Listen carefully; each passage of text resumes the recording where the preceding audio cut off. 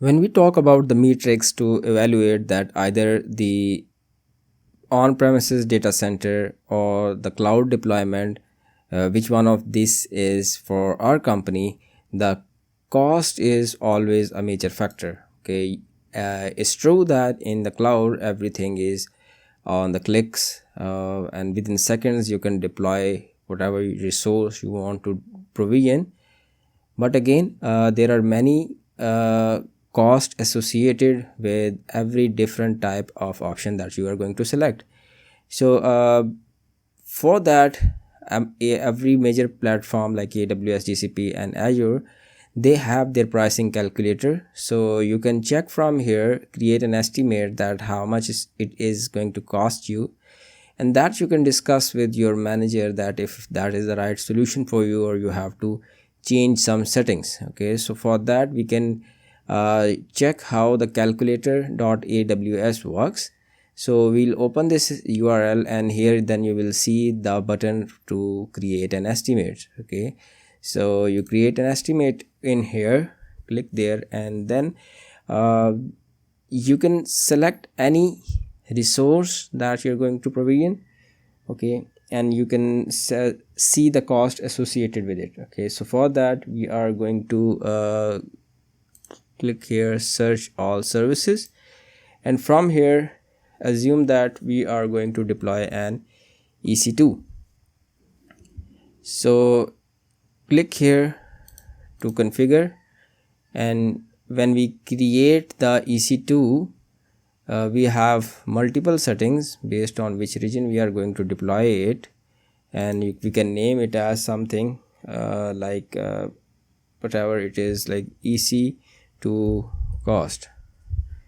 Set the things that you think you will need to be in that. So in here, that first thing is that either you want the shared instance, for example you want to deploy some web app, it will be a shared instance between multiple web applications. Obviously if you are looking for a dedicated instance, it will cost you more than the shared instance. Okay, or you need the dedicated host. So from here I select this option. Okay, and the next thing is see which operating system you need, because if there is some licensing involved in some OS, then you will monthly bill is going to change. Again, for example you have a web app, and in some certain days of the month it hits the spike. Okay, the traffic becomes too much, so you set it here that either it is a constant usage machine, or there will be daily spikes or weekly spikes, whatever it is.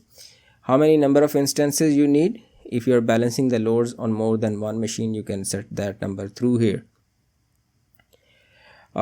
This holds true for every instance. How many CPUs you want to have in that, what is the amount of memory you are looking for, and what is the network bandwidth you requires. Okay, in some cases if the system is real time, you need to have a good bandwidth with them. Okay, so you need to set here. Obviously with the increase in bandwidth, the price will increase. Or you can search from here, like I think so I can search from here the micro. Oh no, not like that. Or I can do it like, yes, I can do that from here. The type of instance, whatever instance I will select, these values are automatically going to change in here. Along with it, it is showing me that what will be the total upfront cost to deploy the machine that you are looking for. Okay, what other options do we have? If you will reserve this for 1 year, or if you are going to reserve it for 3 years, you can see that the price is going to shift, and it is for the saving plan. And in the EC2 it depends that which plan you are actually looking for. Okay, and based on that the price is going to vary. So one plan that automatically applies to all usage on EC2, Fargate and Lambda, up to 66% discount. So if you reserve it for 1 year, the price is 42 USD, and if you reserve it for Okay, first you have to click here, reserve it for 1 year. The price will be 24. Reserve it for 3 years. The price will escalate to 49.93. Okay, and from here we need to mention the type of disk that we are interested in. SSD, and you can see that different types of SSDs are there that I was talking about, and if you want to save some money, you can select that from here, like you need general purpose SSD, or if you need the high throughput SSD or HHD, okay, HDD, sorry. Okay, so from whichever type of disk, based on the speed of transactions, reliability, okay, you can change the value from here.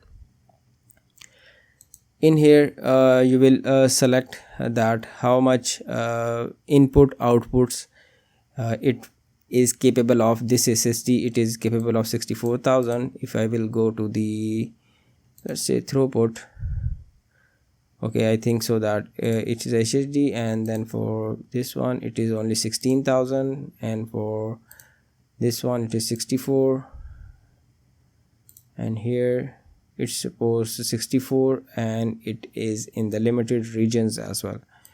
So we say that I only need 6,000 storage amount. How much storage capacity you are looking for? Let's say I'm looking for 512 GB.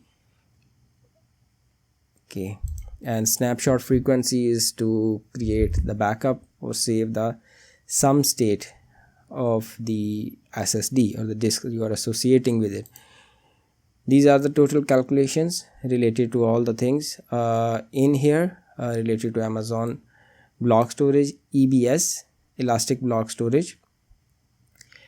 Okay, so we have added it, and we can do it, save and add service. So if I click here, I am allowed to add another services. If I'm interested to create a single bill, I can click over view summary to see here, or if I'm not looking for it and I want to add more services, I can click here and then I can add more services, like we had provisioned S3 already. So if I click in here and then configure okay, again the settings are there. So we have seen the S3 standard, but you can see that S3 one zone, and which has some infrequent access. Okay, S3 standard with infrequent access. So obviously if the infrequent access is there, it means that the transactions will be low, right? So it means that you can decrease your cost with that. Storage amount, you have to let's say I go for the S3 standard for now, and I want to have a data standard, data transfer, and in here S3 standard. So how many gigabytes I am looking for, you can set this value, like terabytes per month, and here I can set that to 1.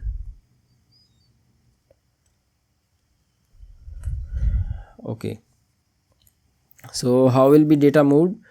Put, copy, paste, copy or post. Okay, this will for moving data into S3 standard initially. And one more thing, there is another cost associated, that if you add the data to the S3 bucket, it will be less near to free, but when you need to extract the data out of S3, it will have also additional charges. Okay, sometimes the cloud vendors allow the ingress traffic to free, but egress traffic is costly. Okay, and from here see if we can want some other options. Get, select and all requests from S3 standard. You can set it to 2000. How many requests this S3 bucket is going to receive for the extraction of the data. And here you can see that for the inbound data you have to add it to, because the cost will change, right?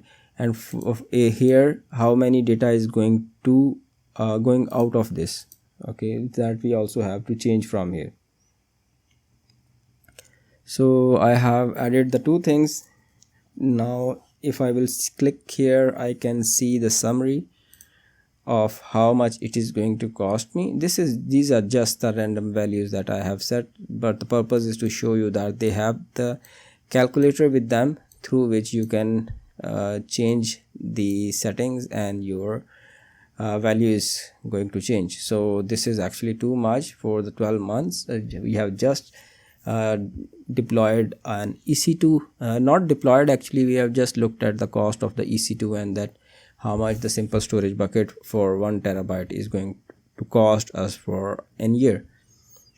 So that's all from this AWS pricing calculator. Make sure to tweak with the settings to see how much your price decrease with every setting that you are looking at. Okay, so in the next video we are going to look at the pricing calculator of the Azure, and after that we will look at the pricing calculator of Google Cloud Platform. So again, the cost is the major concern, and you need to look at these stats to see how much it is going to cost you, and either your manager is allowing you to set this cost or not. Okay, so you have to look for these things.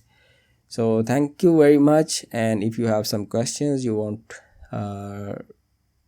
like answers of something, you can comment and ask me and I'll help you out. Thank you very much.